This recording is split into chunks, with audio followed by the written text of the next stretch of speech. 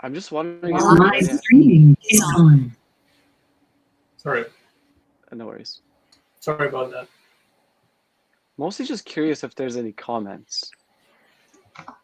I had a similar set of thoughts and questions on a project recently because I used AI to generate vaguely landscape-looking images with some adversarial networks, and I made a music video with that, and then when it came time to do the credits, I had no idea how to credit myself, because it's I've made lots of generative art, but I feel like I'm more involved in that process than just feeding stuff into an AI and then getting some result back. Yeah, and I didn't really come up with a good answer. I just kind of vaguely alluded to using AI. Yeah, exactly. It's really strange to have people say, "Great project, I love your work," and it's I put it together, but I'm not doing any of this. But I mean, why would it be different than, let's say, if you're a painter and you're not putting together you're buying the paint, let's say. You could make your own paint, but let's say you're buying the paint and you're buying all the tools that you use and things like that. Why is it different? Is it because it's called AI? Is it because it's mathematics algorithms? Is it because you're using someone else's software? Why, when you're using processing or some other kind of procedural generative, or does it still feel like it's yours? But when you're using someone else's data and someone else's algorithms, then it's stop feeling like it's yours. I mean, I'm not sure. Just to clarify things, I'm from a math background, so maybe this might change your answer or not. But yeah. No, actually, I agree with what you're saying, because I still see AI as a tool in a way, and I think an important part of art is curation. And so even if you create something that has a random process to it, choosing what to show people, or even just the prompt, is a form of curation to kind of define the parameters of the art, right? It's something that still required the artist or a creative input. As long as it has some kind of creative input, I think it still has merit for the artist. Might as well ask the AI, I suppose, while we're at it. Might be a good question to ask if AI is really AI, or is it just a series of, on-off switches, a bunch of relays, complex set of relays. I mean, it is essentially. It's just a synthesis of all the text that it's been fed, but it's able to create abstractions from them, which I suppose is a form of intelligence. Yeah, I mean, calling it a statistical model isn't really as sexy, right? Yeah. Anyways. I think you have to ask what abstraction is then. Why is abstract thinking exclusive to what we think are we have? Can animals think abstractly? Does an amoeba think abstractly? We don't know. Yeah, this whole concept of credit seems like it's going to get really messy very soon. Well, I mean, I think that's been happening for a while, that, the art and creativity has become a bit of a commodity, and, it's like you hope to get recognized, but really it just goes into a pool of creativity that everyone swims in. Right. So it's almost like the credit goes to the person's taste who put it together in front of everybody else or something. Which could almost be seen as a form of curation. Yeah, exactly. So curation as the higher value add at the point where it's too easy to create or something. And that kind of almost reminds me of the Star Trek episode of Data, which is just an amalgamation of all these perfect styles that we consider so human, and then he can basically perform them in all of its variations as a single new variation, and that's what we think AI could be. But I don't think what we're working in right now is AI. I think it's just a very, very complex system of if-then statements from what I've seen of the code. And mind you, I probably am not as efficient as an AI entity is, but that becomes where it becomes a tool. Like I can't drill a hole with my finger. I need a machine to do it. So the ideology of creation, I don't think changes with AI. I think the way we can consider it as a tool is very exclusive right now, and it reminds me of the first days of the internet, way back when I was a kid, and everybody thought that was sentient, and which is kind of ridiculous from 40 years ago. But that's how innovation works. I'm not seeing your video, Rue. Can you? I can't present it. Prove that you're not an AI. Are we gonna have to do like a Turing test? I never claim that I am an artificial intelligence at all. I'm a thinker. I'll give you that. That's just what you'd say if you were AI. That's true. Well, this leads nicely into Tim's question about the concept of a creator and when you stop being responsible for the things you've created. So to Murad's point, I mean, is that there's an initial burst of energy, there's a big bang event, and if that could be the form of a company, then that could be an example of what you mentioned with Facebook. But at what point does it become larger than the intent of the creator? Maybe is how I might interpret it. When does it go beyond into something else? And does that have to do with how many people influence that vision?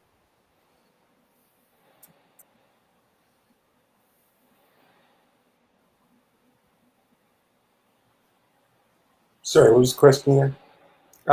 At what point, when do you stop being responsible for the things you've created as a creator? Mm-hmm. I think in 1968. That's when you stop being responsible as a creator. I feel like the most irresponsible kind of art that you can make. I feel like the responsibility is of the creator is that it eventually turns into a moderator role with anything that other people use, as like anything like social networks, or anything where content is being created by other people or even other software, whatever. Eventually, it just becomes a big old moderation game, and maybe that's where you get to take credit because you hold the keys to banning people or silencing people, and therefore you set the culture. And I think there's a lot of power in there too. Like even with the small, yeah. I mean, curation is being considered an art form now. I mean, Yeah. people who curate. I think Certainly curation and moderation. Oh yeah, definitely. We had one person for the Refraction Festival, and his work was all curating Instagram filters, and she recorded like a huge amount of videos with filters that she considered cool, and that was her performance, a curation of filters. Did anybody participate in a big festival that happened in Europe that was based out of Spain called Wrong? The Wrong Piano or Wrong, something else? I didn't participate in it, but I looked at their website many times, yes. They had a piece playing in some of their forums. And I found it kind of fascinating that they're trying to turn this kind of idea of the way technology can go wrong into like an art form. So everything about the curation was done wrong, breaking all the rules. So anything that you thought was it was almost like a decolonization of the art gallery, circuit. started by a group of radicals, much like this group, where they're just like trying to find ways of showing their work, but the establishment just rejects them because they don't consider them, economically viable. And Vancouver didn't start one, but we should. I thought this would be the group to do it. Is this what you're referring to? This one right here? Huh? Is this the webpage? Wrong Festival? Yeah, Wrong Festival. There's like hundreds upon hundreds of different branches of this all around the world. Like every city has its own sort of gallery, and it's amazing because you do it with the Raspberry, you do it with a mobile gallery. So anybody, if you're on the SkyTrain or something, who's in your vicinity of about 20 feet, would be able to see what's in your curated show of all these wrong pieces. But it's limited to your bandwidth around your current location. So you're pretty well a mobile gallery. Neat. Pretty amazing. It's an amazing feat to try and achieve. And I wish I had the time to be able to participate more than just being a contributor. But it is something that I think I don't know. I always saw this group as being kind of wrong. So I think we'll take that as a compliment. it is a compliment. Sure. Well, that's a good point, actually. It seems like there's an obvious trend towards user experience, making things good for users, but also making them good for business, right? There's this real corporate sense of let's make happy customers and make money, and let's design perfect experiences.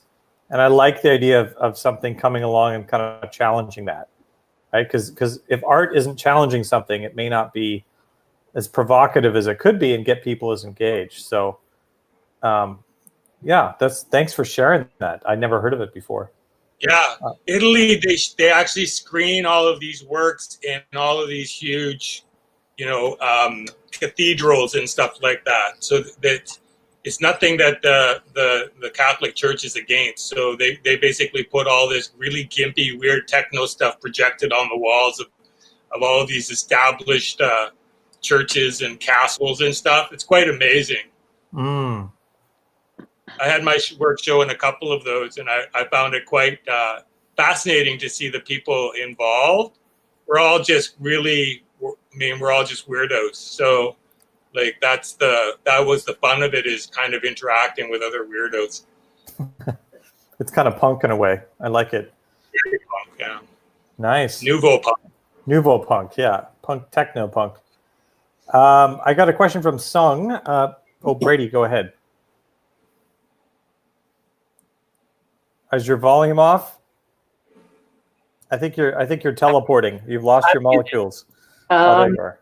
Go ahead. I just wanted to make a link between the preceding idea, the idea that like if you have style emulation in AI, because a lot of the AI work is really just generating, like you just train it with a bunch of text or a bunch of images and then ask it questions, right? So you can get style emulation, which means like in the music sphere, we have like an AI that can produce a sixth Bach concerto, or it's actually Mozart who did 5, right? So, so if you think that commodified AI will be able to emulate any style, so you're like, oh, I want a David Bowie work, so you just feed in all his work and you get out another one. Then I think the repercussions of that is that art will get weirder faster. So this kind of Wrong Festival idea, this sort of like avant-garde punk, it's like, well, if I don't have an established style, then the AI can't make it. So then that becomes like a function of human beings, is to create styles that don't exist anymore, which means as soon as the style is kind of like concrete or established, we just have to kind of keep moving on to keep one step ahead of the AIs. And so that those two ideas tie together quite strongly for me, the idea that we have AI to do style emulation, a little bit of extrapolation, and then we also have this sort of avant-garde kind of idea that art valorizes originality. If that makes sense. Well, another part of it is that it kind of removes the indoctrination aspect of art. It makes it a little bit more accessible to anyone, kind of the early days of computer animation where people were doing it out of their closets. So it was very buried, and I mean, avant-garde, I guess, is the colonial word for it. But I would say that it's kind of radicalized in a way that was unpredictable, and there's no morality to it. There's no right or wrong about it, but there is an establishment perception of technology now that we're all kind of grappling with, I think. By the way, I just saw an article on the wrong page about the concept of doom scrolling. Does everyone know that this sort of trend? I don't even know if it's a trend. It's just like a concept that kind of appeared, which is like, you know, with all the bad news and the media happening lately, some people almost get addicted to just seeing constant, endless bad news. Oh, that's what I'm doing. There's actually a word for it. You can put that wholly just on the audience, though. I mean, we have platforms that are designed to maximize people's scrolling, keep people on the platform as long as possible. And, you know, thousands of people are working on keeping people scrolling. So, yeah. Right. It's like the crashing of two worlds. The inevitable clickbait of bad news meets the social media algorithms, right? Well, meets the first time technology is associated with the apocalypse. Right. But it's kind of like the concept of seeing like a terrible accident, right? It's horrible, but you can't look away. And that could be part of it too. Yeah, in terms of mental health, it's like now considered a form of self-harm. It's like you're looking at things that you know are going to make you upset, but you like can't stop doing it. Right. This is actually funny, the endless doom scroller. So this says, I love the... For that, we were doing cocaine, so what's the difference? An endless stream of doom without all the specifics. So this is, experts say stock up now, more bans are coming, outlook worsens. So these are just like terrible generic headlines. I love that. This is brilliant. It's only getting worse. Experts say it's now unavoidable. So wrong. Yeah, but I've seen these. That's the scariest part. We're running out, supplies scarce. Yeah. I'm watching the Republican convention if you want to talk about doom scrolling. Oh, God. I don't want to get too political, but I can totally imagine what it's like right now. The Democratic convention wasn't much better. Right. I think, yeah. Anyhow. No, that's true. I wanted to jump on a question that Sung had about related, because we're talking about AI, machine learning stuff. What models have people been using? Does anyone have any specific models and how successful they've been? Tim, did you find any GANs that you enjoyed using? I can go on. I tweaked an OpenAI gym environment to my own needs and desires for generating art that is based on your taste. So there's no data involved. And this is what I think it's interesting. But it seems to be more difficult to do the proper way and to achieve what I want to do with it than what I do. So I've been like not really working on it for the past 2 years. But yeah, if you have questions about OpenAI or things like that, I mean the gym environment, because they have a lot of projects. It's the reinforcement learning algorithms I'm speaking of. I'm welcome. I'm happy to answer. Do you want to share your screen? Like, do you have any examples of your algorithm? Do I have any examples? I mean, let me set it up first. Oh yeah, sure. We can come back to it. If it works still, because I've reinstalled everything on my computer, and I don't think it's going to work like out of the box now. But let me check, and give me a few minutes. Did you have another question in the meantime? I do have one question, but Go for it. it's another topic. So That's okay. That's okay. What's your next question? Go ahead. You can work on it while you're figuring it out. Exactly. Okay, so the question I have, but the thing is, I won't be able to properly listen to your answers. So I would rather do my checkup first and then come back with my question. Got it. All right, let's see. Did anyone have another question? Any conservatives in the room? Sorry. You're just going all out, aren't you? This is great. Well, that does bring up an interesting point, though. I mean, how do people feel about, again, this concept of either being reinforced in a bubble of similar thought versus being challenged by other types of thinkers? I'm finding it very hard to separate technology from politics right now. Mm-hmm. I think they're becoming a little colluded. And I'm kind of interested in terms of the social media craze and feed. We're talking about TikTok and Instagram and all of these methods of communication. And I'm finding myself at a loss as to what's true anymore. Like, I don't even trust my own instincts anymore. It's a very strange time to be in where technology seems to be the root of disinformation. That's a big question. It's a post-truth world. I think You know what that means. I don't remember truth being around. As if truth is an antiquated, like a legacy. Truth? Yeah. I mean, maybe the thing is there that what is true is the wrong question, and the actual question in like a non-judgmental way is why do I care about this information? You know, I mean, we're constantly, I think the theme that's come up in a lot of the things we've talked about in the last hour is that we're constantly bombarded by things that scream for our attention, and you know, we could judge every single one of them, but you know, I think we need to look at how we get all these things that are just screaming at us to pay attention to them. So yeah, maybe the question rather than what is true should be, why do I care? Non-judgmental though. Why do I care in a non-judgmental way? Well, what I mean, you know, someone could be talking about something really important, starving kids or some such thing, and you know, you say, why do I care? And it's like, ooh, you don't care about the kids? Well, you know, I don't know. Yeah, empathy used to be easier, but now it's being selective. I'm being very selective about my empathy.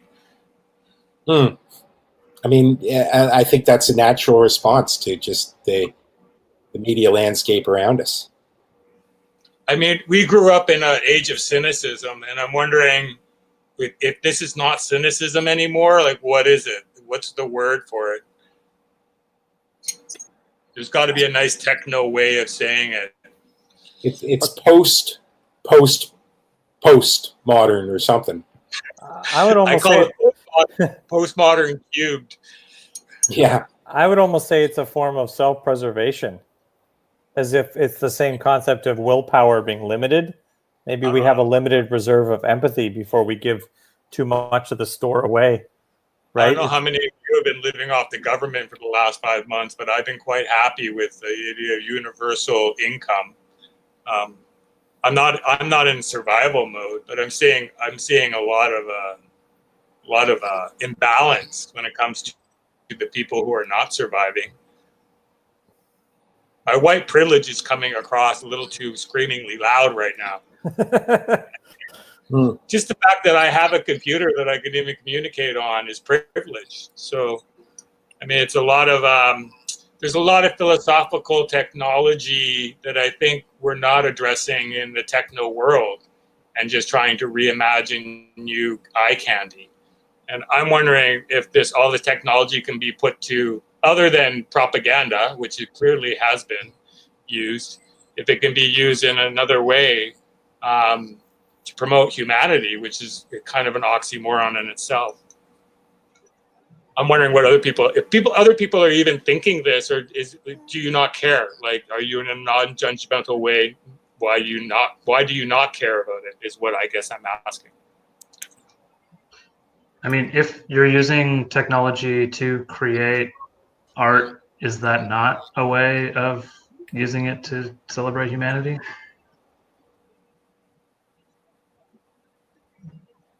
Kind of.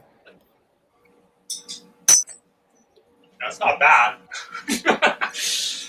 I do equate art with humanity, but is this art? This era of misinformation, is that art? The exploitation of social structures, is that art? I have some interesting piece for you that I spoke about on in the chat. It's Bourse de l'Imaginaire by Fred Forêt. So it's like the imaginary stock exchange. I'm trying to find a reference in English, but the one that I know of, which is in the Neural magazine, the Italian magazine of digital arts, their server is down now because there are too many requests. I don't know why now, but apparently. So I'll try to find something. So basically, La Bourse de l'Imaginaire was a project by Fred Forêt with Centre Pompidou at Paris, which is a contemporary art center in Paris. And I've learned of it like a few weeks ago, and I was just fascinated by it. And he built a stock exchange for faits divers, which is like, what's a fait divers? A fait divers is like, a new store opened in the city. It sells like tomatoes, and they're on sale this week. Some show is going to be on Friday. Someone bought some flowers to someone else, and it was nice. Just small facts from daily life. And the thing is, it was a stock exchange of faits divers. So you could call, or I'm not sure how it worked exactly. Like he explained this in the YouTube video, but yeah, thank you. This is what I'm speaking of, but it's not in English. So, but as far as I'm concerned, he got like all the major newspapers in France involved. It was like a really big project. And people could call in or could write in their faits divers, like their own created stories, like completely made up stories. And then like from 5 to 5:30 every day, from Monday to Friday, people could call and vote on which faits divers is going to be published the day after that. So it's like a fake news generating text machine, but it's an art sociological art. So it's a completely different field. And I thought that this was an interesting piece of art in the context of fake news. And yeah, I don't know. I mean, I just wanted to talk about it and to put it out there. Post it or share it somehow? Sorry? Can you post it or share it? I'm trying to find something on. I think it's on his site. I'm not exactly sure. I'll share something. Yeah, this is. Does it have an English link? My French is pretty bad.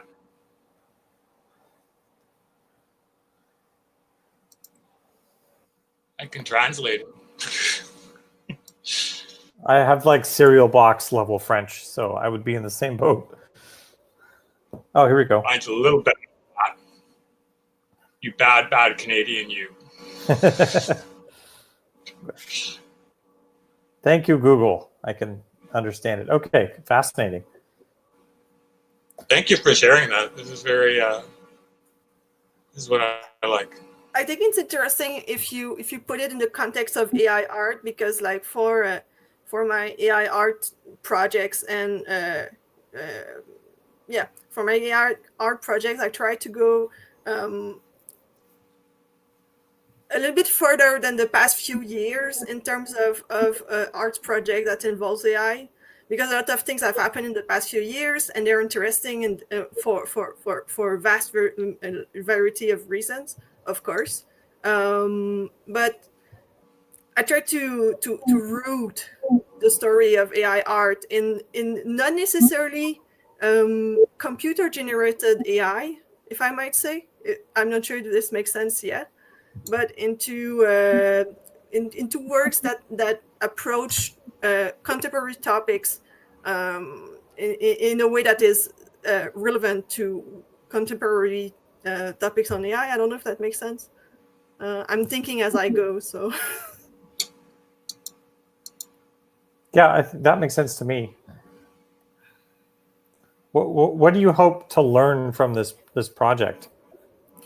For me, it's two-part for this specific project, because I have emergent but a pretty broad practice in arts related to economy and finance and sociology and things like that. So this topic, like this kind of project, topics that makes financial concept a medium and not only a topic of the work, interests me a lot. And there's not that many that I've found yet. I'm always searching for them. So yeah. And so if you're involved in that scene, like, let me know. I'll be more than happy to get in touch. But the thing is I like what I'm hoping to get from this kind of research is just what our people used to do, how the concepts of AI grew towards. I feel that like with AI, we're always moving the goalpost. We're always saying like computers cannot do this, and then we build computers, algorithms that are able to do this. So we say like, but this is not what it means to be human. This is what it means to be human. And then we build a computer, and then we keep going like this, you know? And I feel that when we're always moving this goalpost, it's okay, but we have to be conscious of this thing. So things that used to take a lot of time, a lot of resources that were not manageable, and now that take less time, less resources, are more manageable, are also part of moving the goalpost kind of thing. I also really like to see how a lot of ideas in technology are not necessarily new. The implementation and the doing the idea is new, but like robots doing things is not a new idea. People have been dreaming about robots for millenniaries now in all parts of the world. And it's just like really fascinating to learn about all these kind of projects, all these kind of views, and all these kind of ethics about robots, about computers and machines in general. So yeah. Does that make sense? Absolutely. Okay. I think you brought up an interesting paradox, or at least something I find interesting. Maybe nobody else does, but here we are at a point in history when there are more humans that have ever existed before. You know, just a quick Google search says something like 7.8 billion. But there is sort of a sort of sense of a threat that on some level, a human threat of AI, or a feeling of being threatened as a species at the same time.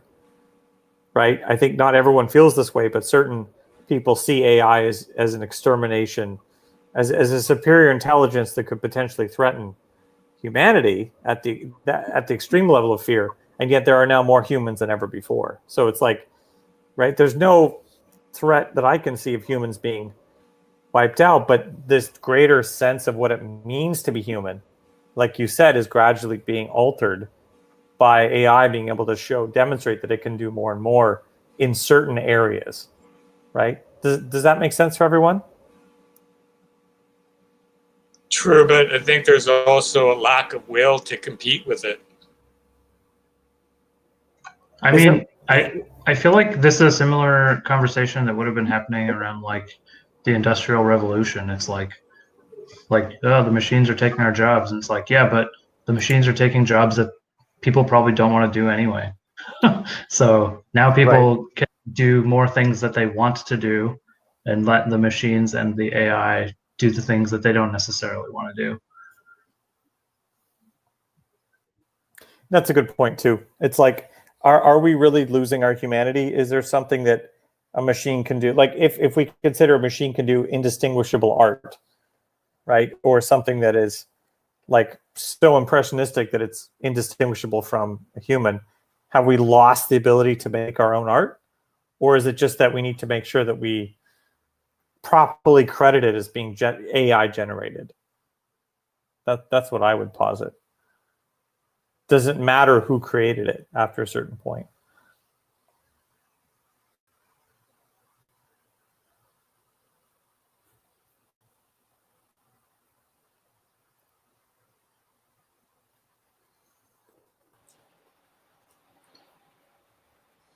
I mean, I think part of it is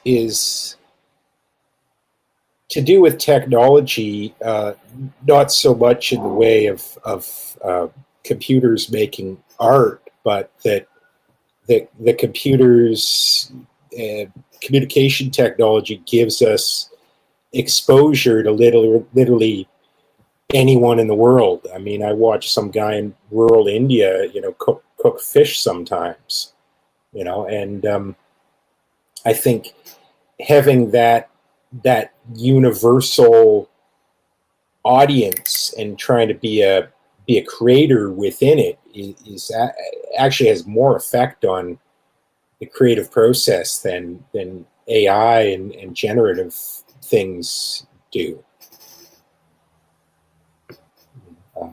Does anyone else agree? Or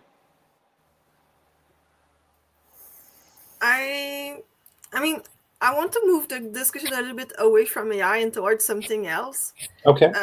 Because my first arts project were like mostly around the written language and things like that, and I've been coming back to these kind of projects, but not through generative text. Although I tried to do a chatbot, which was a complete failure this winter. It's probably on my side. It's probably doable, I mean. But my question is, I feel that there are ways that we could use code, we could use software to enhance creativity that we have yet to see or to discover. And by this, I mean, like, by coming back to the written words, I was trying to find creative writing software, not generative text, really games that push you to get out of your writer blocks, or prompts or that pushes you to write, or things like that. And I have yet to find the right keywords. I'm sure that they exist somewhere on the internet. Like, I cannot be the first person who thought about this. I know at least one project that was a website where you could type, and then as soon as you stop typing, it will erase what you wrote. And that's kind of fun. I don't know for you, but like, if you have like some kind of writer block and you need to get something out of your head, and then you just like type and type and type and type and type, and there's some kind of creative process involved in the tool. So I've been having thoughts about that. I have a few projects, at least one who is going to be shown to the public in 3 weeks from now. And I feel that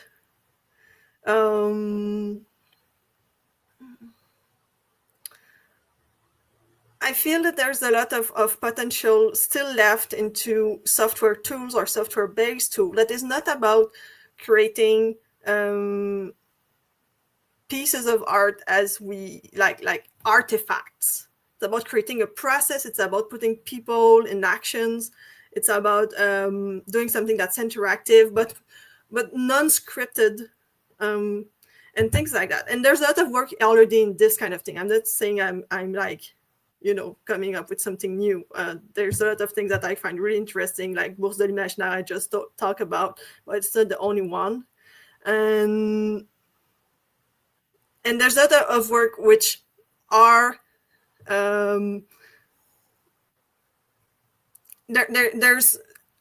there's a lot of no, there's a few interesting work that involves AI that are about this kind of topic too.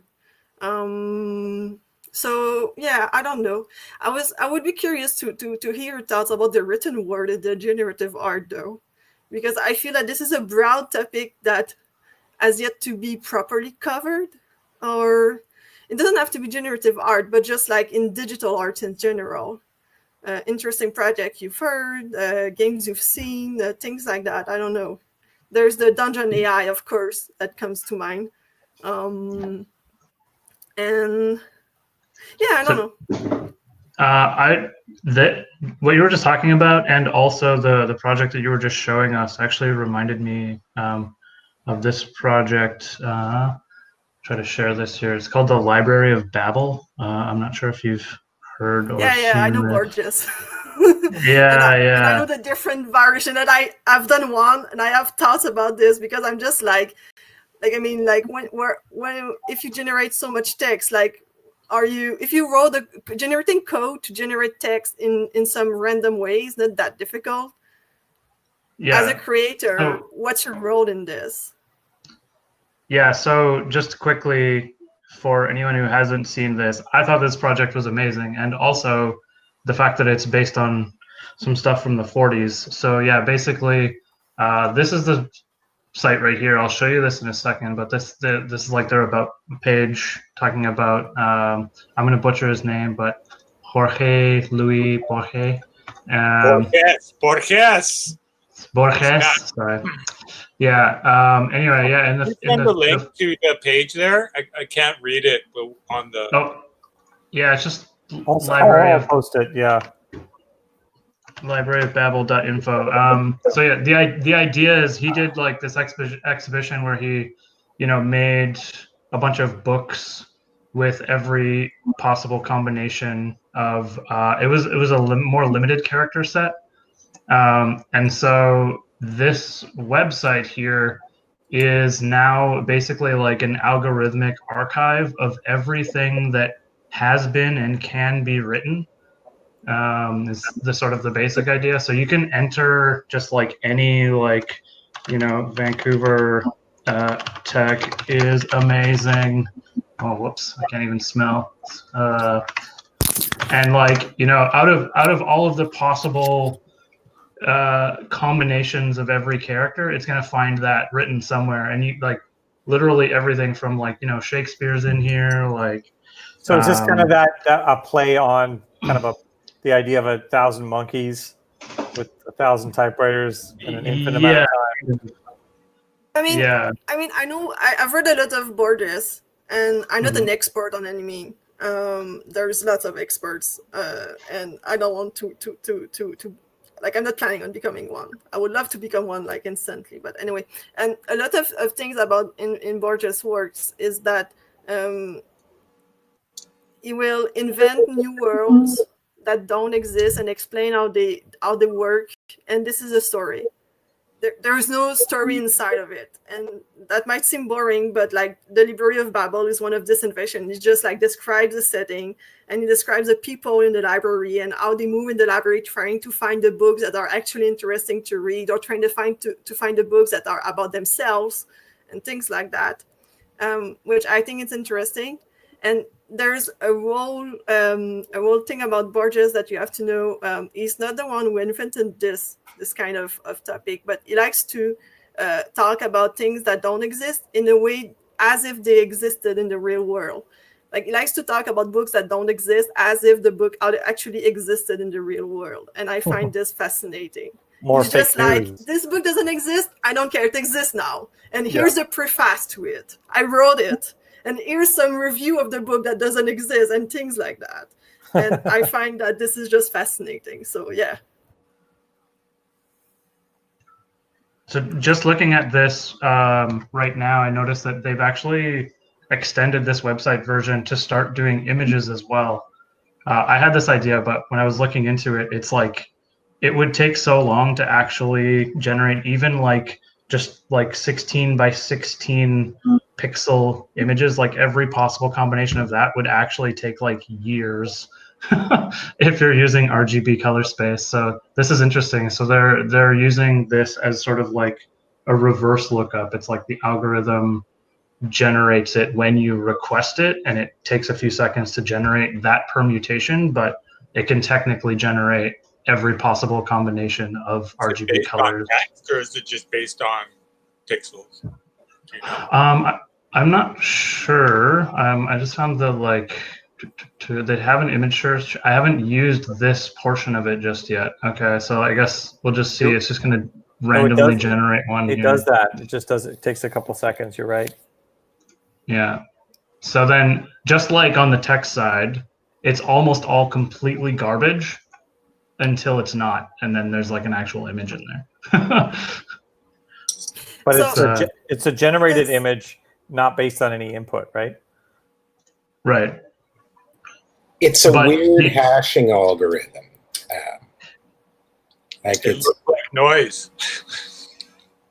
No, it's not. It's like a variable length hash. I don't know exactly how it works, but like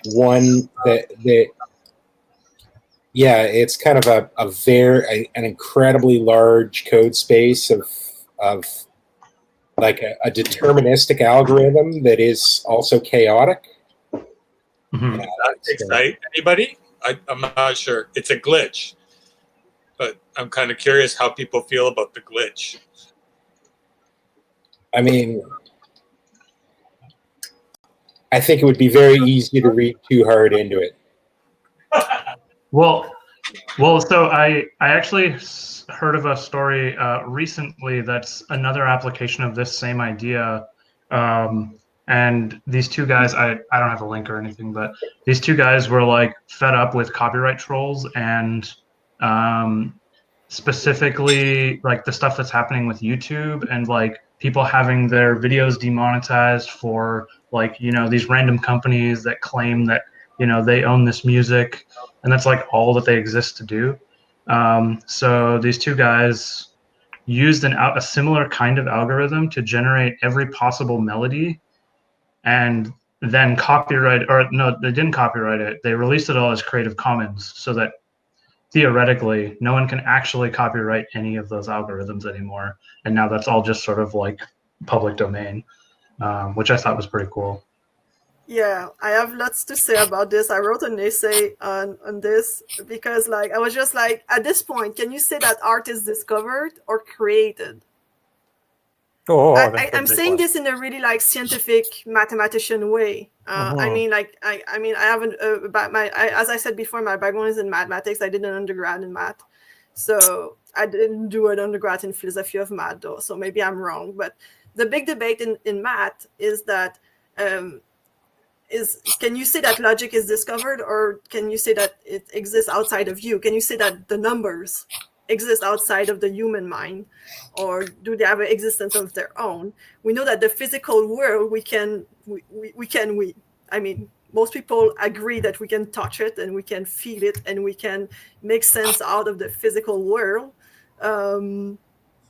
But for math, it's not necessarily obvious. And I was curious in how to bring this kind of question to art, because if you can just generate pictures, if you can just generate all the music that can ever be created, ever, all the melodies, at least in MIDI files, but that's another story. But I mean, if you can generate all of this, then the artist kind of becomes more of a curator in some way. Because you're not really selecting all the pictures, like looking at all the picture, because this is impossible. It's not like if the picture is big enough, you cannot look at all of them in your lifetime. But you're still like browsing into it in your head and saying like, this is the picture I'm going to choose. I know this is not how painting or drawing works. Don't tell me, but I'm curious to hear your thoughts about this.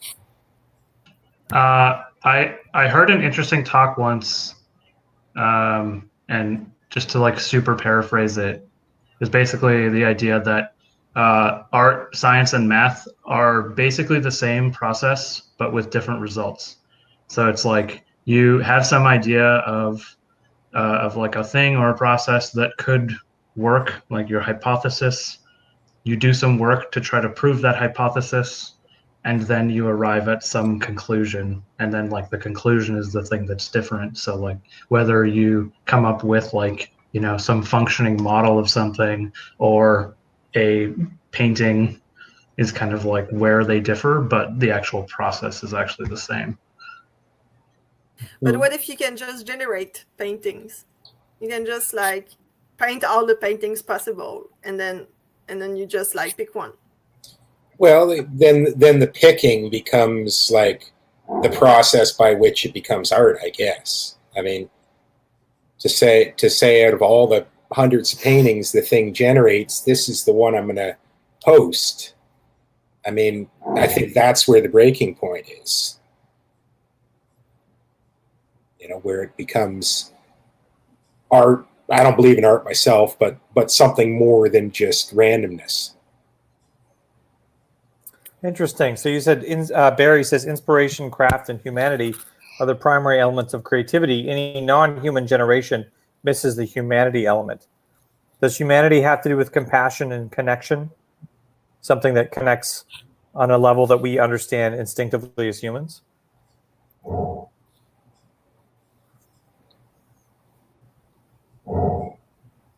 Emotion. I mean, I don't know. Yeah. Like what, as I'm thinking about all of this, like, you know, when I'm working with generative pieces, you know, there's definitely a human element in trying to make the like algorithm or process in the first place. Then it makes a whole bunch of things, and then I kind of need to curate the things that it makes to make a decision about what feels the best to me. So I think you can have both. I think you can have non-human generated things that are also human.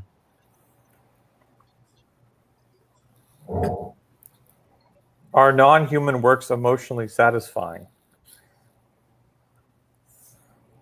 Isn't that kind of in the eye of the beholder? I mean, isn't it again like once there's the output, then we curate it and we decide if the work resonates with us, right? I mean, it's so subjective to see whether something resonates with us emotionally. To me, I mean, we connect through themes. There's thematic elements that humans relate to, but we can create those themes, you know, just based on our personal experience, right? Love, tragedy, revenge, the classic Greek plots, you know. If we see a pattern in something else that's created, we make sense of it with our own minds, and then that becomes a piece of art that connects to us, right? It's kind of like it is, in my mind, the mind interprets what it sees into something meaningful. Can anyone give an example of a non-human work that is emotionally satisfying? The ocean. Okay, fair enough. That was good.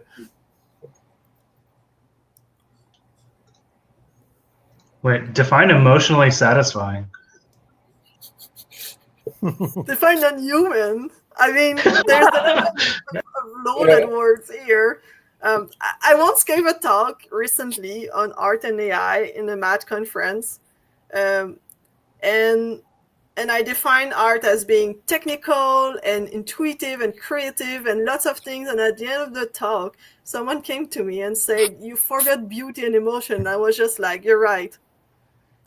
I didn't talk about beauty and emotion in my definition. I had a really more scientific approach to art. Like, is it new? Is it novel? Is it objective? Is there something that is objective that I can judge it on? Which is not how most people approach art, or most forms of art are meant to be approached. I had like this really, I'm going to write a scientific paper about this piece kind of mindset, which is strange. So yeah. Is that sort of like in the act of trying to define its beauty, you sort of kill the purpose of being inspired by its beauty in the first place? Maybe. Death by objectification? It also might be more like it also might say more about me than what I let know. Like it might tell you more that maybe I'm more like intellectual and emotional, and this is why I approach things this way. So yeah. Well, getting to a question I had that's a little bit different than AI, but I was curious what people feel in this modern world. And one of my areas of interest is museums and museum design. How do we create meaningful interactions when we can't have, say, for instance, the typical touch that we expect from like touch tables or, interactive things that people typically get their hands on? Is there a way to kind of replace touch with another form of technology where people can still connect with experiences in museums? Neural link. We're all going to have wires linked up to our nervous systems. We can feel things remotely. That doesn't exist yet. But that could exist, because you're right. You don't need the external, tentacles or anything that reaches out to touch something. You can just stimulate that same mechanism in the brain. Well, there are chips into our skin so that we can pay for our goods by walking through. Like we're living a touchless existence right now, and I think that's still interactive. I think the idea that you're addressing is the idea of sensors. Like we haven't achieved technologically the level of sensory that we have as humans yet, but that's coming. Like we're trying to simulate that as much as possible, but we're limited by the mechanism, I think, more than the goal. But once that's established, I think that interactive is going to be just looking at something. Like we're getting to that point where just something is. And that could be related to like eye tracking as well, or seeing. We even tracking the whole. There's a movie where you walk through a mall and then every ad converts to an ad about you. Like all of your information is being carried with you. So the model all of a sudden changed to someone who's your type of model, like your build, your maybe a little prettier, but the idea being that you're going to see what a piece of clothing looks like as you walk by a billboard, just because you're near it. That's interactive. They're doing that in Japan already. People are walking through and they're testing out these ways of creating interactive presence. I don't know if I like it, but I know the technology is happening. Yeah, I don't like it. I don't like the part that like interesting technology always needs to be tied to ads for some reason. Well, it drives our market right now, right? For the sake of humanity, I don't know if that's human, but it's definitely it's about survival. Makes it easier to figure out what looks good on you. Yeah, at what point does personalization become creepy? I mean, I work at a video conferencing software company, and our big focus is personalization. And I find it funny how often people will say, well, I don't personally like it, but I'm sure it'll work with other people, right? It's this sort of cognitive dissonance of like, well, it wouldn't work on me. It's like hypnosis, right? It wouldn't make me want to buy something, but I'm sure it makes somebody else want to buy something. You don't know until you see it. Exactly, right? It can be done well and it can be done poorly too. How many people are looking at themselves right now on the screen? Me. Exactly. Like, nobody's an eyesore, really, but it's like the idea of who we are is really different than the idea of who we perceive ourselves to be. Because I do a lot of video conferencing now, which is why I'm here not to show myself, because I do that all day. And it's sort of like, and I just stare at myself most of the time because I want to see how I'm coming off to, to the conference, because they're working off my lead. So, but I found myself, I found it better to be doing these things where I didn't see myself. Like it was way more, I imagined myself the way it was being presented.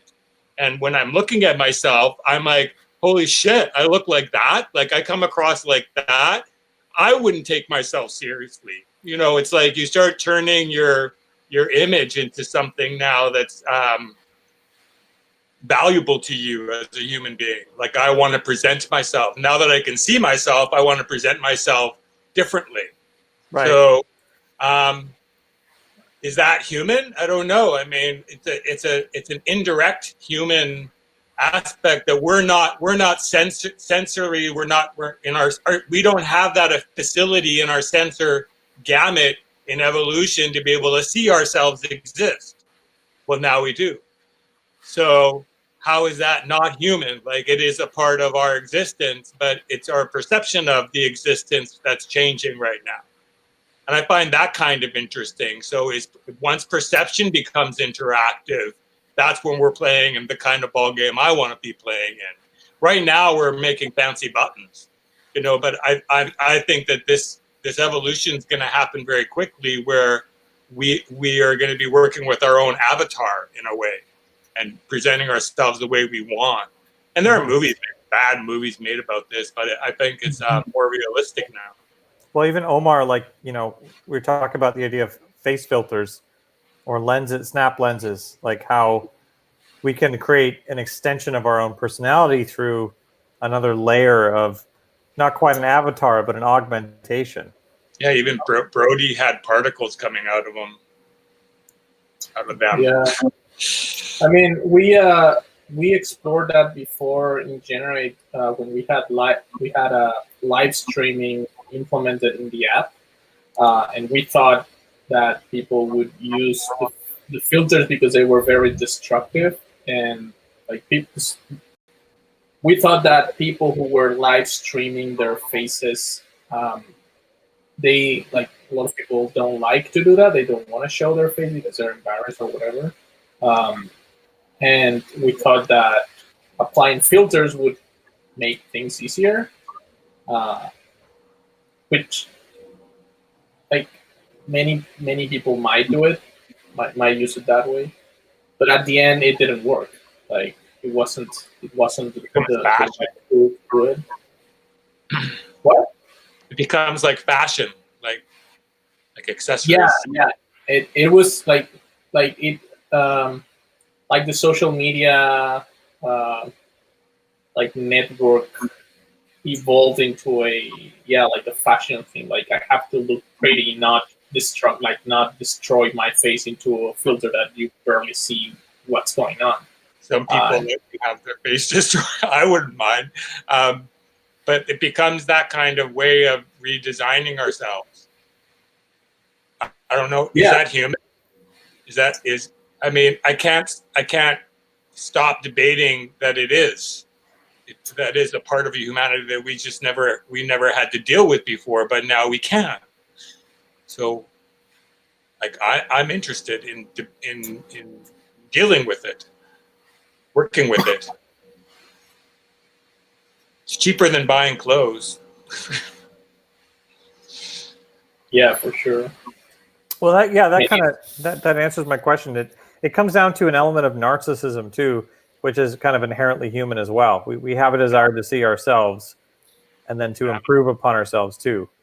It's loving the physical appearance maybe over, or slightly to the detriment of what's on the inside, right? And I guess going back to the original thing about Instagram and Reels, there is that inherent element of wanting ourselves to be popular, wanting to spread our own or virtual self as many places as possible and see the reaction come back, see that sense of self-satisfaction.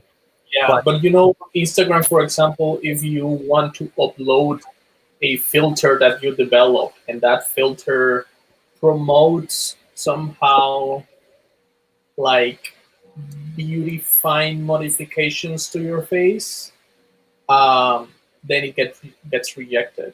Right. For example, like, I don't know, like, think like a filter that modifies your nose to make it look pretty, or that promotes, I don't know, like facial surgeries or stuff like that. It gets rejected because of the because of the false sense of like who you, like how you. That's That's really weird because don't a lot of phone cameras just do that automatically now? They have weird little like portrait mode filters that try to remove blemishes and stuff. Like Zoom does that. I look great in Zoom. Yeah, there are apps that do that, and the beautifying effect is just a smoothing effect, especially on the action. Yeah, it looks terrifying. But that's fun. That's the beautifying, like what everyone calls beautifying. But if it's more about like morphing your face into something that makes you look like pretty, it could get approved or rejected. There's that new one that came out, that filter with the Disney eyes. I think that's pretty popular, right? Yeah, that one makes you like a Disney character. Yeah. Which is interesting because it's, I guess you could say beautifying, but it's also kind of caricature-ish. So it's not like it's photoreal, so it's still considered artistic. Well, now on Facebook, you can create a 3D model of yourself rather than use yourself. Mm-hmm. Yeah, I don't know. Yeah. The ethical boundaries are not established yet in terms of how we're supposed to participate with all this, but it's something that coders, I think, are like, Omar, you actually are coding filters like that? I used to, yes, to do filters for the Instagram or Facebook platform. I haven't done any in a while, but yeah, I've been following the community. This is actually something that comes up in our interaction design classes a lot, is like the ethics of like, or like who's responsible for the ethical decisions. Like, is it the coders? Is it the designers? Is it the product managers? Like, it's kind of all of them, but like, I don't know. I guess you make whatever you want to make, and then the users will define it later. Once there is a disruption and like something happens with how people perceive it. Yeah, but if you do it that way, then you end up with Facebook. Yeah.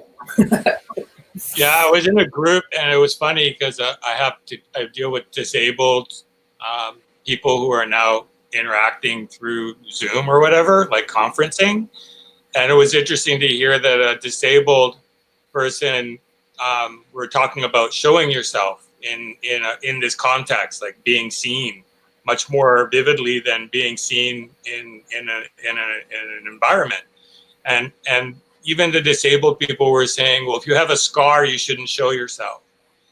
And I thought that was such a strange twist, that someone who has a physical disability would make an accusation against some sort of physical trait that way, or that's a corruption of our humanity, that this person believes that there's something wrong with that person who has a scar, should not be seen, like to remain invisible. And it became an interesting debate in terms of filters for people with disabilities to appear what you call normal, like what is normal. And so people who may have some sort of facial or some sort of scar, those filters should become available to as a technological resource. And I was like, on one hand, it's very pro-disabled, but on the other hand, it's very anti-disabled. And I'm like, can we exist with both in the same app? Like, I don't know how to even wrestle with that one. But it was an interesting conversation to debate ethics in this technology. Yeah, I do think it's a bit dangerous to let the market decide. To Tim's point, there is kind of the role in the creator of questioning the ethics of something before it's released. Let the public decide the ethics? I'm saying not let the public decide the ethics. When I say not, I'm saying not fully, right? It's sort of, I guess you could say it's sort of like a consumer advocacy group, or like, the consumer protection, right? Like there are agencies that will test things before they go to market to make sure. Steve Jobs didn't get, a consensus before he designed the iPhone. He just did it. And look what we're doing now with it. So yeah, but I mean, when you're making complex technological projects, like there's always like lots of little decisions. It's like just small things like, oh, do we make it automatically like say yes to this thing, or does it automatically say no and you choose to say yes? Sometimes that can be like a really horrible thing that you're doing to people. Just like that one small decision, right? Of like automatically opting them into something or whatever it is. Like you definitely have to consider that while you're making it. You can't find out about it later that it's a huge problem. that's what gets back to this discussion about, people are not willing to live up to what the AI can do. Like it's almost like they're going to absolve themselves to whatever decision that technology decides for them, based on your feeds, like all of your contributions. There's some sort of personality assessment that the AI is starting to perform on us. If you haven't noticed, I kind of like the fact that it knows what I want to buy. I don't have to sift through a bunch of, neon stuff and I'm getting all my nice rustic sort of, looking clothing advertised to me, and I have a selection now. So, I mean, it's strange that I'm enjoying the product of that AI thinking, but as well, I don't enjoy shopping, so I don't spend a lot of time pursuing all of the choices. So I'm liking that this machine does it for me. And that begs the question, how does everyone feel in the group about this concept of these social media sites or big tech modeling, like creating models of each person, right? With a complete list of likes, dislikes, preferences, fears. I mean, to what extent does it know you if it knows all of those preferences and characteristics? Well, worse, can you manipulate it too? Well, is that the next phase? Like step one, figure out who you are based on your activity. And phase two is nudge you towards your natural proclivities, right? That's like asking you what's your opinion of me based on what you know about me. Like, am I going to allow you to decide how I'm going to, model my life? So that's the thing. Are we going to rely on, or we are starting to rely on AI as if you're letting your mother decide your clothing?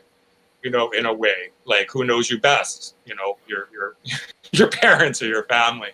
So yeah, I'm not going to follow their trends. But is that what this is doing? Or is that something you want it to do? I guess is more of the question I have for the group. Like, do you want AI to do that for you? Well, it depends what it's doing. Like what's the goal of the model? Like, you need better glasses. Yeah, I mean, if the sole purpose is just to like sell my information and try to sell me shit, no, I don't need that. I can make my own decisions. I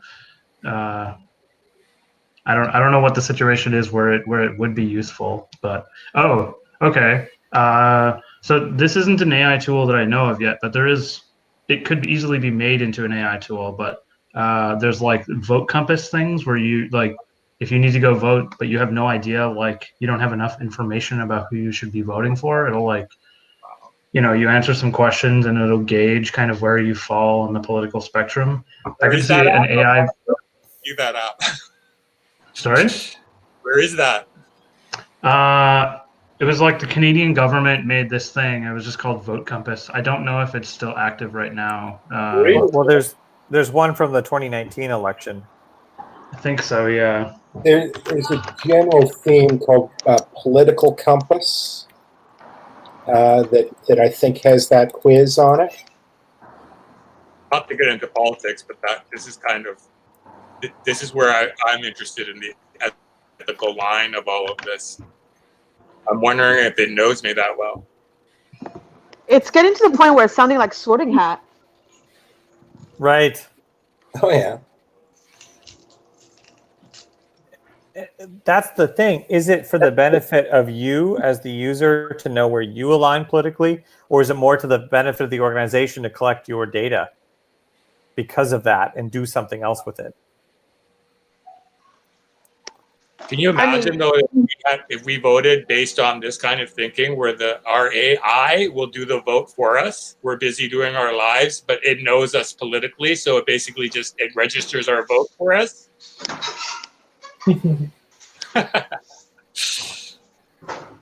Why not? It's a crapshoot, anyways. Yeah, that's a tough one. Anybody work on this stuff? How do you even begin to evaluate that data? Well, I don't work, again, I work at a conferencing software company. So I was showing Tim last night. It uses AI to transcribe conversations in real time, but then it also has this insight feature. So what it allows you to do is look at it'll find certain sentences or words, and based on those, it'll look for like sentiment analysis. You know, like were you angry? Were you upset? Were you happy? Yeah, I think Grammarly does sort of things like that. It's very good that way. Yeah, but Grammarly's pitching itself as an assistant for writing better. This one is actually for behaving better in calls. So it actually helps. It modifies it suggests how you can act and talk during a sales call specifically. Right? So if, for instance, you're running a call center and one of your operatives, is dealing with an irate customer, the AI can find the sentiment of that customer, send it to the supervisor. The supervisor can then jump into the call and say, let's de-escalate. That's the value proposition. It's interesting. I just posted another good use of AI for these kinds of models. There's this example, this rescam.org. It wastes scammers' time. So like people who send spam emails to try to scam people, it's basically like a chat bot that writes emails to respond to them and tries to waste as much of their time as possible, so that they're not wasting, or they're not scamming people. Right. And then I follow this dude on YouTube called Kit Boga, and he does these he does scam baiting where he will live on stream, take calls from tech scammers and just same thing but in real time. And he does all these little characters and stuff. But recently he started writing this AI tool that does a similar thing but with voice and in real time. So it'll respond to them, and it is playing voice recordings of his. So it actually, there's no weird robot voice, but I've seen that.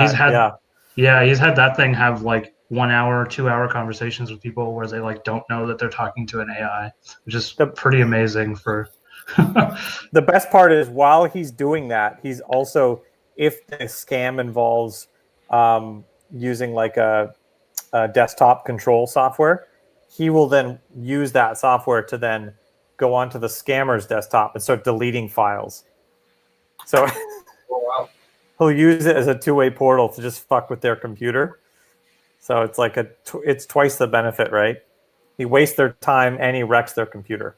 Yeah, it's I've seen those videos, and it's what it's, the thing is, those scammers, they continue the conversation even though the other person is saying stuff that doesn't make sense. Well, because they have a script, right? They have a scam script. They have a script, but even they have a script, but also if you say stuff that doesn't make sense, they will just continue and try to find sense out of it and try to guide you to what they want you to do. But right. I can see the AI being successful at that and making them waste their time for a long time, just because their goal is to stay there and try to do as much as they can to obtain what they want. But because I've seen those live streams, and the guy is just saying random stuff and replying with stupid things, and they won't hang up. Right. They will just keep going and keep going. And then he'll also auto dial and try to keep calling their their call center and keep trying to get different operatives on the line, and then eventually they'll block all the phone numbers, and then they'll just stop taking calls in general. And then he knows that like he's shut them down for like a week, or at least like a day. Yeah, you're right. So I guess, Tim, that'd be like an ethical example of AI, right? To just trying to stop it or slow it down. Yeah, because like there's these people that do scam baiting, but as one person, you can't waste that much of, in the grand scheme of things, these people's time, or stop them from doing what they're doing. But an AI it's kind of like unbound how much, like the volume that it could deal with, right? Does he like learn from it? Sorry, go ahead. I was just going to say, it makes me cringe, the imagery of it. There's a certain cringe factor to it. Yeah. Go ahead. Oh, I was gonna ask. I wonder if he actually like learns from those calls as well. Like, let's say if, like, does he feed it back to whatever AI? Like, if somebody hangs up because like it makes absolutely no sense, does he like take that into consideration?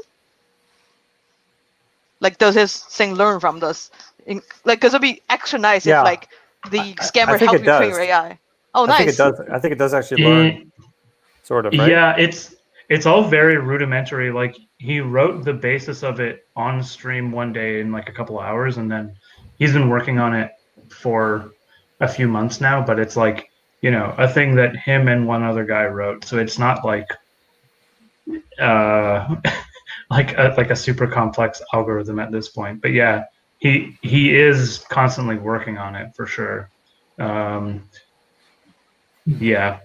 And it is doing stuff like sentiment analysis as well to try to determine like what the person on the phone is thinking, and then trying to like incorporate that. But I'm not sure if it's doing like learning, like what you're talking about. Yeah.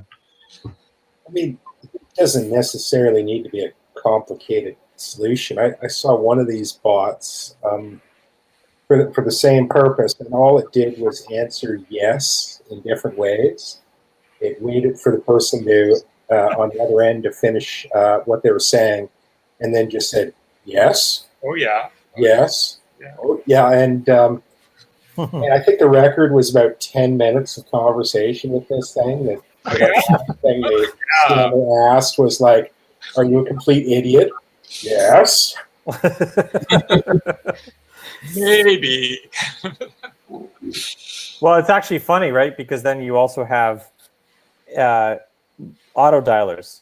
You have recorded, not AI, but recorded scammers, right? That try to jumpstart part of the scam with just like a standard message, like the tax fraud, right?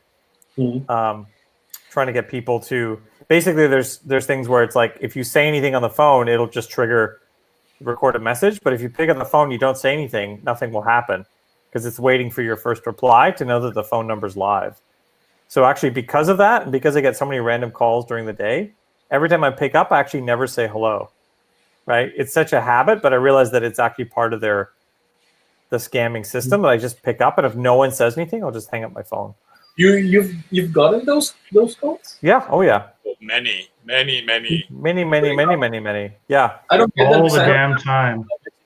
Mexican phone numbers. So actually, nobody really calls me. Like maybe my parents, but like if I see a random number, I just assume it's a scam. Right? My phone number has been passed around like everywhere. Do you get calls from the bank or from banks trying to sell you stuff? Well, like posing as my credit union, or posing as the government, or Revenue Canada, the government, all of them. Yeah. So that's actually another like positive ethical use of AI is Pixel phones. Something that I use in that instance basically every day is when I get those random calls, they have the like call screening thing where the like voice assistant answers the phone like virtually and tries to get them to say like their name and the intent of their call. And so like all of those weird scam systems can't pass that, but real people can.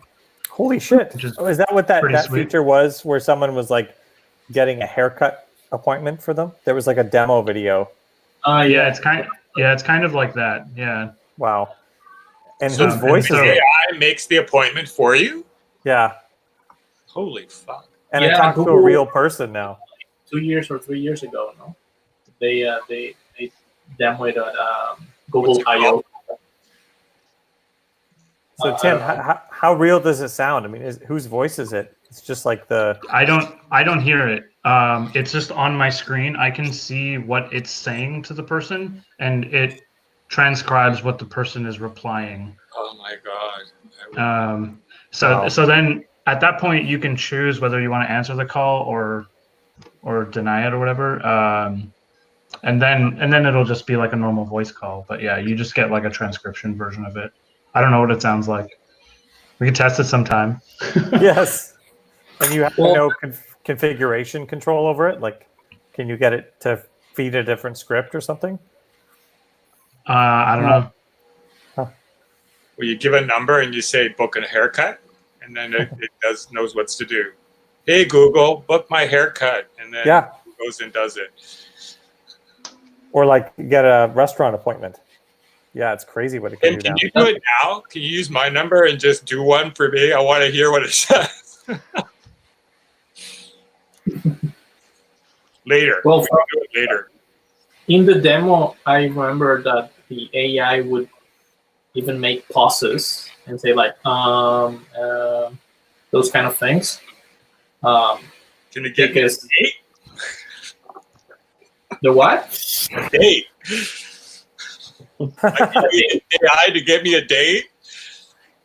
Maybe, I don't know. What's a wingman, a virtual wingman. Not a good one-liner at all. So it works, but the rub is it's going to be a date with a robot.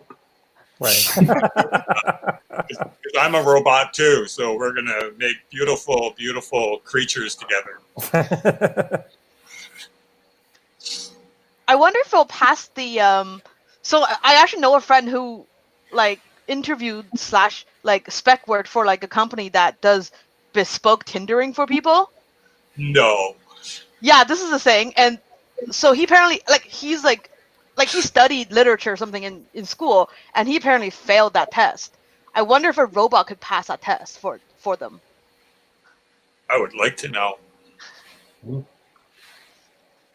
Wait, so how does bespoke Tindering work? Like, so they act as a representative for their client, and they're like you just take over their Tinder account. Yeah. And you chat people up, and like I think whatever usually just like however much money gets you their number, and however much money gets you first date. Holy fuck, that is hilarious.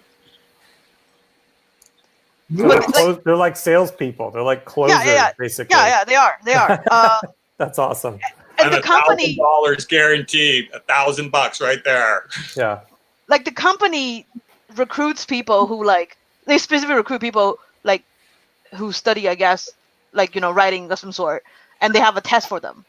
It's Cyrano. It's Cyrano de Bergerac.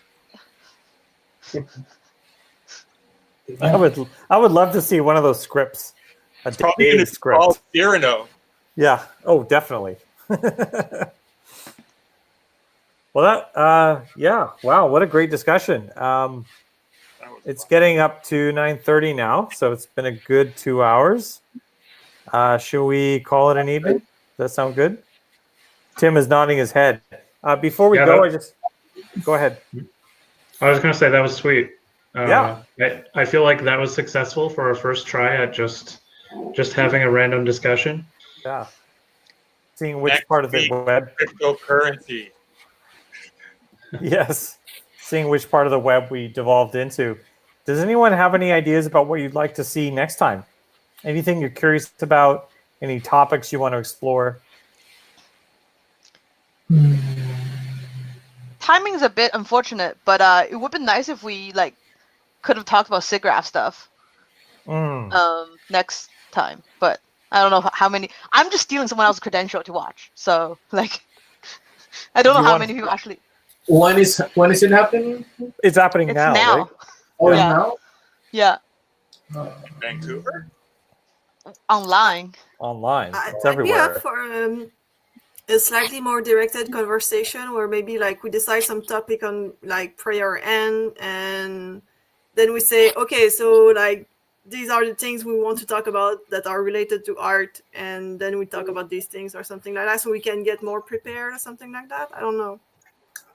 Like a book club, but not about book. I was just having the thought as we were doing this that so we usually have a speaker who's presenting some work or some idea. Could be interesting to like mix these two ideas. So we like have a guest that works in some specific field, and then that could be like sort of the root of the topic for the day. So like we get like an installation artist or someone who works with AI or like whatever it is, and then we kind of have the conversation go around that. If we were going to do this conversation stuff again, could be cool. Yeah, that's a good point. I like having a topic. Something. What about a reading group, like a like someone said, book club, but like not a book. Reading. Ugh. Did you mean headlines? That's what you meant, right? Yeah. I give homework. I don't do homework. Yeah, that's gonna be kind of hard. But like what you're saying is pretty much what we do, no? Like we have a guest and then we have questions and then we talk about that topic. Usually. Yeah, but I mean more just to have the guest's perspective to chat, but like they don't need to prepare a presentation necessarily. I think that would work better in terms of, because it seems to be a lot of anxiety around preparing for one of these things, plus a whole shitload of work. But if I don't know who you have access to, but in terms of expertise in certain areas would be valuable. But it turns into Okay. We'll take that into consideration. I'll see if I can get a speaker for next week, or next month. But maybe we'll try to think of something that's more like, instead of them just giving one continuous talk over 40 minutes, it could be broken up into different prompts or different subjects we want to tackle, right? So we'll try a different format, but we'll try to make it more. I try to get more people in the group involved in the conversation. So. That might be interesting. What's that, Sam? Is presentations on other people's work, like 5-minute talks about things that aren't the things that we made, but that someone else made, like just cool stuff, show and tell? Like a movie or something. Not necessarily, maybe more tech related, but a scene from a movie that looked really dope. Or like a famous director or like a creative person that we admire. Yeah, or just like a little tech demo. It has a cool breakdown. Way too many gaming YouTube videos already. I like that. So for example, I don't know, the work that Moment Factory has in Whistler right now. That's one that would be something like that. Work that we can just talk about that. You'd have to show it somehow because not everybody, like, I don't even know what you're talking about. Is there a way you can show it, or is it online? No, it's definitely it's an installation. So. Right. But you would have to like present what the work is you're talking about. Like if it's a movie, if it's available online to talk about. Definitely is a good idea. Bringing some kind of media, YouTube, something that we can look at. We can kind of Bye, Edith. Thanks so much for coming. Night. Cool. Okay. Well, we'll stew around and kind of like come up with a new game plan. But this was really cool. So thanks, everyone. Absolutely. Thank you, everyone. All right. Great Have a to see good you guys. night. Have a good one. Night. Thanks, Sam. Take care. You gotta work tomorrow, eh?